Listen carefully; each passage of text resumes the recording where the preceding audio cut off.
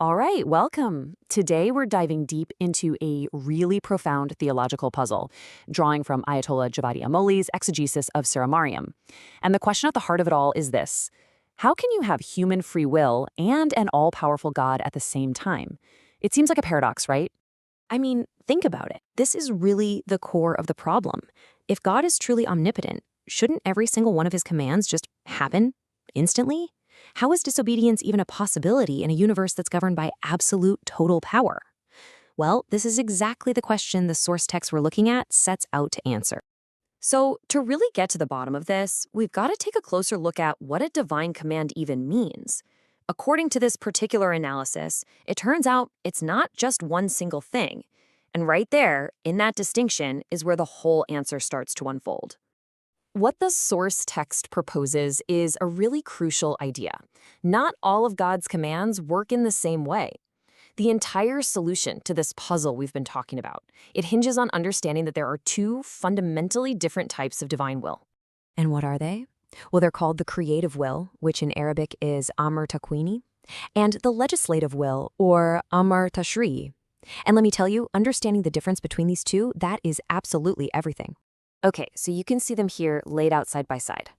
On one hand, you have the raw, absolute power of creation itself. But on the other, you have a totally different kind of will, a framework for human moral choice. Let's break each one down. First up, you've got the creative will, amr takwini. Think of this as God, the ultimate architect, the originator. This is the power that ignites galaxies, that sets the laws of physics in motion, that brings life itself into being. This will is absolute. It is completely irresistible. When God issues this type of command, B, the result is instantaneous. It is. There's no debate. Now, in complete contrast to that, you have the legislative will, amr tashri'i. See, this isn't about creating things from nothing. It's about guiding beings who already exist. These are the moral signposts, the laws, the shoulds, and the should-nots. Like the command to pray, this command lays out the best path, but it doesn't force us to walk on it. This is the space where free will lives and breathes, the space where our choices actually mean something. Okay, so we've got these two wills down, right? The unbreakable creative will and the choice-based legislative will. Now, with that in mind, the text tackles another huge question. What about Satan? How does a tempter fit into a divine plan like this? To get at this, the source points us to this specific verse from the Qur'an, and what it suggests is really fascinating. It frames Satan's role not as some cosmic accident or a rebellion that's outside of God's control. No, it presents him as an instrument that is sent within the divine plan for a very specific purpose. And this brings us to the crucial part, Satan's limitations.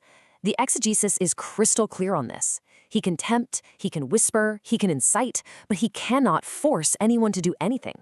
He can't create disbelief in someone's heart. He's not some rival power, not a competing God.